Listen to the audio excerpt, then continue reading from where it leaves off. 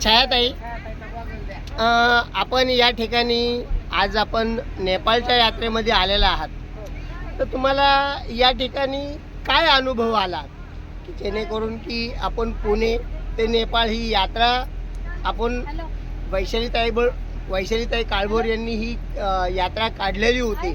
सर्वांना एक अमृत योग म्हणावा अशा पद्धतीने त्यांनी ही ट्रिप आयोजित केलेली आहे.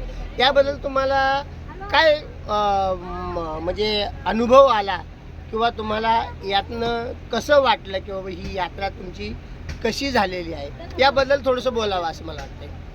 मला खूप आनंद होत आहे. वैशालीने जेव्हा हा मोठा इतका सुंदर उपक्रम चालू केला आणि तिने ते धार्मिक स्थळांनाच ती आपल्या सर्वांना ज्या पद्धतीने घेऊन जाते, तर मलाही आनंद होत होता की आणि माझ्या आनंदासाठी तिने मला एक फोन केला आणि मलाही आमंत्रित केलं आणि मी ती संधी चुकवायची नाही असं नक्की ठरवलं आणि मी त्या संधीचा फायदा घेत इथपर्यंत आले.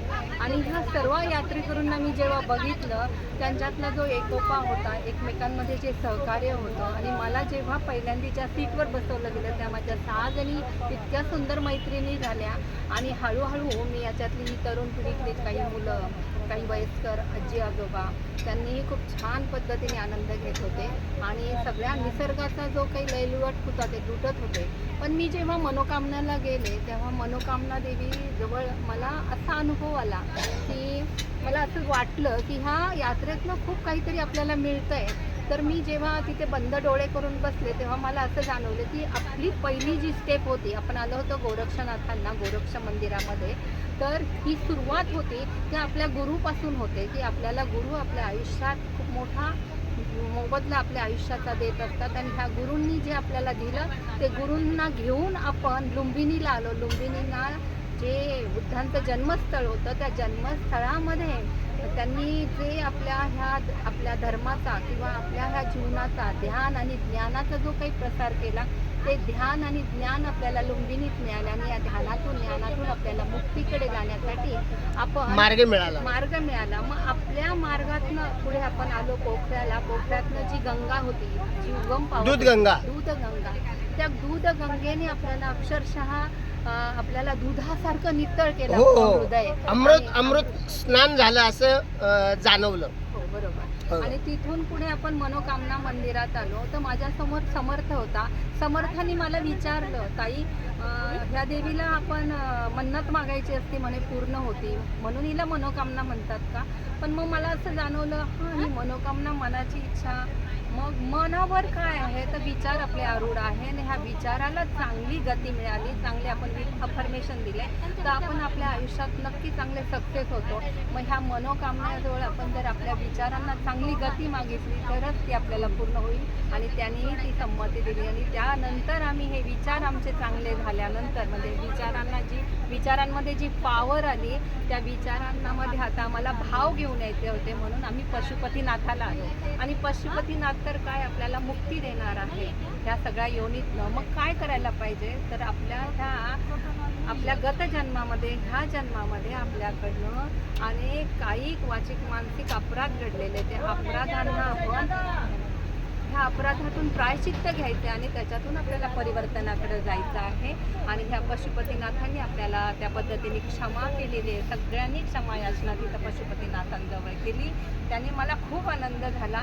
आणि त्याच्यानंतर आपण आता चाललो आहे, आपल्या हृदयाला विशाल झाले, आपलं हृदय अतिशय भरून आलेलं आहे. आपल्या रामाला आपल्याला त्या हृदयात घेण्यासाठी आपण आता अयोध्येला आलेलो आहोत आणि अयोध्यातून आता आपल्याला काशीला, जिथं आपलं विश्वनाथ आहे, आपल्या आयुष्याचा आपल्याला जो काही आनंद घ्यायचा आहे, शांती घ्यायची आहे, त्या अयोध्येत आपण आलेलो आहे. आणि ते एक डुबकी मारून आपल्या ह्या तीर्थामध्ये आपण पावन होऊन आपल्याला हे तीर्थ आपलं देह आता तीर्थ झालेलं आहे आणि ह्या तीर्थाला घेऊन आपण आपल्या घरी, आपल्या कुटुंबात, आपल्या नातेवाईकांमध्ये आनंदाने सहभागी होण्यासाठी पुन्हा ह्या आपल्या जीवनाला आपण सफल करतोय. हा असा मोठा मोल लाभ मला ह्या समर्थामुळे मिळाला. त्यांनी एका विचारलेल्या प्रश्नामुळे मला ते सगळं जाणवलं आतमधून. अतिशय सर्वांना, ह्या यात्रेकरूंना धन्यवाद.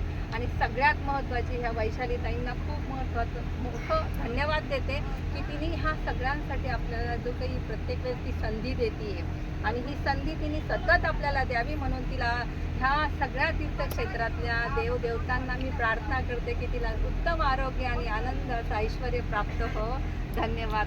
खूप थँक्यू. ताई आपण आणि खूप छान इथून- माहिती दिली. इथून पुढची थांब- ट्रिप थांबा मॅडमनी थांबा. free of charge, इलेक्शन नंतर इकडे सांगा इकडे किती? पहा, तेवढं इकडे बोला पहा. की आपण खूप छान अशा पद्धतीने या यात्रेबद्दल आपला अनुभव सांगितला आणि वैशाली ताईंबद्दल आपण जे शब्दाचं वर्णन केलं अतिशय कमी शब्दामध्ये आणि खूप छान माहिती दिली. आपणास धन्यवाद ताई.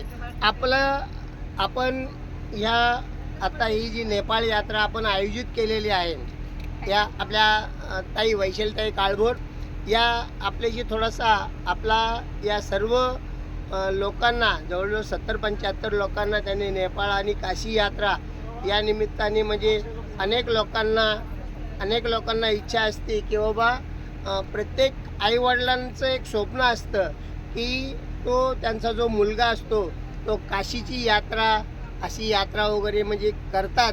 परंतु आईवडिलांचं स्वप्न पूर्ण करण्यासाठी ज्यांचे कोणाचे आईवडील माझ्यात आईवडील नाही तर परंतु या प्रत्येक जणाला असं वाटत होतं की बाबा की ही काशी यात्रा घडावी आणि ही काशी यात्रा हे आमचे संपूर्ण एक 60-70 लोकांनी वैशालीताईंनी ही आमची यात्रा घडवली. त्याबद्दल आम्ही सर्व यात्रेकरू आणि आलेले सर्व लोकांच्या वतीने मी वैशालीताई काळभोर यांना उदंड आयुष्य लाभो आणि त्यांनी आमची ही तीर्थयात्रा घडवून आणली त्याबद्दल आम्ही पशुपतीनाथ श्री रामचंद्र मनोकामना माता आणि परमदयाळू पांडुरंगाचरणी अशी प्रार्थना करतो की त्यांना उदंड आयुष्य लाभो आणि त्यांनी यापुढेही अशीच लोकांना ही तीर्थयात्राचा लाभ मिळत राहो.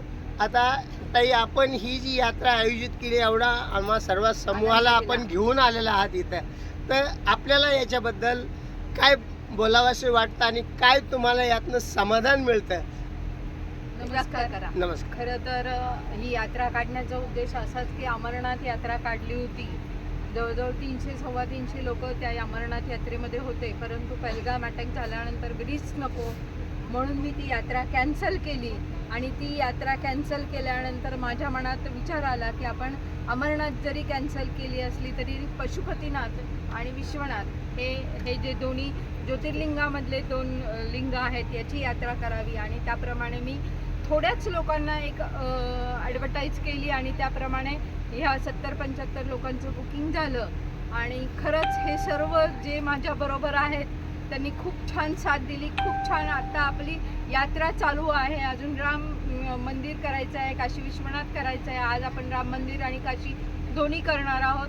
परंतु मला जशी तुम्ही कायम साथ देत आलात तशीच ही साथ मिळालेली आहे. खूप छान ही यात्रा चालू आहे. सगळ्यांनी अगदी छान सपोर्ट केला आहे, कोणाचाही कसलाही त्रास नाही, काही नाही. खूप सुंदर. त्यातल्या त्यात समर्थ माझा, अनिल, जगताप दादा, चौधरी दादा, सर्व जे दादा आहेत आणि माझ्या सगळ्या सख्या खूप त्यांनी छान सपोर्ट केला. असेच सपोर्ट राहू दे. जगताप दादा म्हणतात निवडणूक झाल्यानंतर एक ट्रिप फ्री करायची. निश्चित आपण प्रयत्न करू आणि करू निवडणूक झाल्यानंतर. पण ही यात्रा निवडणुकीसाठी किंवा कशासाठी नाही. मला हे करताना जो आनंद मिळतो, जो सर्वांच्या चेहऱ्यावरचा हसू मिळतं, त्याच्यासाठी मी आणि तुमच्या सगळ्यांबरोबर 8-15 दिवस मला राहता येतं. सगळ्यांचे स्वभाव, माझा स्वभाव तुम्हाला कळतो, तुमचा स्वभाव मला कळतो. याच्यासाठी आपण ही यात्रा काढलेली आहे. इलेक्शन म्हणून ही यात्रा काढलेली नाही असं कुणीही गैरसमज करून घेऊ नका. माझा पहिल्यापासूनच टूरचा बिझनेस होता, परंतु आणि याच्या पाठीमागे एकच उद्देश आहे की सगळ्यांबरोबर राहतो आपण, याच्यासाठी मी यात्रा काढलेली आहे. पण सगळ्यांनी खूप छान सपोर्ट केला, खूप छान सगळेजण. धन्यवाद. धन्यवाद ताई, धन्यवाद. खूप छान माहिती दिली. ह्या आमच्या चोपडे ताई आहेत. मॅडम चोपडे तो ताई उद्दिष्ट नव्हता की इलेक्शन. आमच्या चोपडे ताई आहेत. हे आपल्या थोडेसे मनोगत व्यक्त करतील. मोरवाडी तिथं. नमस्कार. मी प्रथमशः वैशालीताईंबद्दल बोलेल. त्यांची मूर्ती, त्यांच्याकडे पाहिलं ना त्या असं इतका आनंद वाटतो की नाही. ते बोलताना हे करताना एकदम डोळ्यात डोळे घालून एकदम शांत स्वभाव, एकदम शांत चित्त, जास्त मोठ्याने बोलणार नाही, सगळ्यांशी प्रेम भावनाने एकदम प्रेमाने, राग आला तरी असं कळत नाही की त्यांना राग आलाय म्हणून, असं त्यांचं म्हणजे व्यक्तिमत्व तुम्हाला आहे. असं म्हणायचं का जसं सचिन तेंडुलकरला राग आला की तो खूप आईस्क्रीम खायचा आणि त्या दिवशी 100% त्याचं शतक झळकण्याचं म्हणजे स्वप्न पूर्ण व्हायचं, अशा पद्धतीने तुमचा म्हणजे हा प्रश्न आहे. बोला. हा असं आहे. म्हणजे अशा आज आईस्क्रीम खायची का? चला पुढं पुढं. तर वैशालीताई बघा, आता एक अनुभव सांगते. मध्ये आपण गाडीतून येता येता असा प्रसंग आला, आपण सगळेजण होतो तिथे, आपल्याला टॉयलेटला जायचं होतं पण तिथल्या लोकांनी आपल्याला जाऊ दिलं नाही आणि त्यावेळेला वैशालीताई बरोबर बोलत होता आणि तो माणूस म्हणजे वेगळ्या पद्धतीने बोलत होता, उघडपणाने बोलत होता. उघडपणाने बोलत होता, बिहेव एकदम हे करत होता. तरी पण यांची मूर्ती इतकी शांत, म्हणजे एकदम असा हावभावच नाही चेहऱ्यावर, एकदम शांत, एकदम स्तब्ध, एकदम प्रेमळ, म्हणजे व्यक्तच होत नाही ते. म्हणजे असं त्यांची मूर्ती आहे आणि त्यांची कीर्तीही महान आहे. अशा या वैशालीताईंनी आज आम्हाला इथे ट्रिपला आणलेलं आहे आणि त्यांनी इतक्या चांगल्या प्रकारे आम्हाला म्हणजे सगळ्या सुविधा उपलब्ध करून दिलेल्या आहेत. प्रत्येकाला एवढा चांगला सुंदर नेपाळचा निसर्ग पाहायला मिळालेला आहे. एवढ्या 12 ज्योतिर्लिंगामधील आपल्या पशुपतीनाथ आपल्याला पाहायला मिळाला आहे आणि इथून पुढं आपण आता अयोध्येलाही जाणार आहोत, त्याच्यानंतर काशी विश्वनाथलाही जाणार आहोत. जेवणाची तर अतिशय उत्तम सुविधा त्यांनी केलेली आहे, राहण्याची सोय, परत एसीच्या बस, अजिबात कसलाच त्रास नाही. इतकं सुंदर नियोजन आहे ना त्यांचं, खूप छान आणि आम्हाला खूप आवडलं आणि इथून पुढे त्यांनी अशाच ट्रिप काढावा आणि आम्हालाही सहभागी करून घ्यावे. धन्यवाद धन्यवाद चोपडेताई, धन्यवाद. तशाच या आमच्या मायाताई चौधरी ह्या ग्रामीण भागातून आलेल्या आहेत आणि त्यांना त्यांच्या बहिणीने याच्यामध्ये या ट्रिपमध्ये सहभागी होण्यासाठी प्रोत्साहित केलेलं आहे. तर आपण इतक्या लांबून आलात, जीवनामध्ये ही तुमच्या एवढ्या लांबची हजारो किलोमीटरची ही पहिली यात्रा आहे. तुम्हाला याच्याबद्दल काय अनुभव आला? याच्यात खूप आनंद वाटला. वैशालताईबद्दल आम्ही धन्यवाद आहे. कारण वैशालताईंनी त्यांच्यामुळे मला घडलं, माझ्या बहिणीमुळं मला घडलं सगळे. मला खूप बरं वाटलं आणि माझ्या स्वप्नात बी नव्हताही आपलं पशुपतीनाथ नेपाळ दर्शन. पशुपतीला काशी बी केलं पण पशुपतीला माझं येणं बी झालं नसतं. पण वैशालताईमुळं माझं हे सगळं घडलं. मी आज म्हणते मला हे देव पांडुरंगाची भेटलं. त्यांना उदंड आयुष्य. यांना उदंड आयुष्य लाभो, यांच्या संग अजून आपली संगत घडो. अरे वा, धन्यवाद धन्यवाद. उधरी वाडेवाले आमच्या ह्या सुनीताताई चौधरी ह्या आपल्याशी आपला अनुभव शेअर करतील. विचारा आपण अनुभव. हां मला तर म्हणजे हे कळतच नव्हतं. सगळे म्हणायचे मौनगरमध्ये वैशालताई ट्रिप काढतात पण मला माहिती नसतं. माहिती झाल्याच्या नंतर मग कॉन्टॅक्ट झालं माझं ताईचं. ताई पण निवडून आलेलेच होते आमची तर पहिल्यापासूनच. पण झालं तर ही माझी 3री ट्रिप आहे आणि 3ऱ्या ट्रिपमध्ये मला पहिलीमध्ये अशी भीती वाटायची की नाही आपल्याला पुढं काय होतंय पण काहीच त्रास झाला नाही. त्रास न होता नाही. पुढच्या ट्रिपला कधी ट्रिप निघते हेच माझं चाललेलं. तुमच्या यापूर्वी कुठल्या कुठल्या ट्रिप झाल्या? आमच्या ट्रिप महाराष्ट्रातल्या एका दिवसात जायचं, एका दिवसात वैशालीताईंनी आयोजित केलेल्या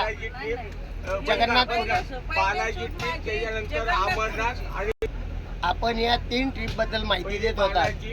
बालाजी. हा, तर आपल्या या 3 ट्रिप वैशालीताईंनी जी आत्तापर्यंत म्हणजे तुम्ही 3 ट्रिपमध्ये यात्रा केलेली आहे, तर कुठल्या कुठल्या तुम्हाला यात्रा घडल्या आणि त्या यात्रेत काय काय अनुभव आला? पहिली ट्रिप माझी झाली आमच्या दोघांची, माझी आणि माझ्या पतीची. मग याच्यातली जगन्नाथपुरीच्या नंतर अमरनाथचं पाहिलं. ते पण खूप भीती दाखवायचे, कधी असं आहे तसं आहे, तिथं चालताच येत नाही. तरी पण गेलो तिथं तर मला काहीच नाही, एकदम आरामशीर लय भारी ट्रिप झाली ती, सगळ्यांचीच झाली. आणि त्याच्यानंतर आल्यावर परत आता ही पशुपतीनाथ म्हणजे आपला देश सोडून दुसऱ्या देशातली ही ट्रिप, ही पहिली वैशालीताई आहे ट्रिप काढणारी, दुसऱ्या देशामध्ये नेणारी. इथलं हे कुणी दुसरं असं कुणी नाहीये. आणि वैशालीताई सारखं कुणी नाहीये कोणी बाबा चला ट्रिप काढली, सगळे शेतात निवडून सगळं होतं पण हे होत नाहीये. पण वैशालीताईने पुढे नेलं नेपाळला नेलं आम्हाला. नेपाळला नेलं. नेपाळमध्ये पण धन्यवाद. आम्हाला माहिती नाही.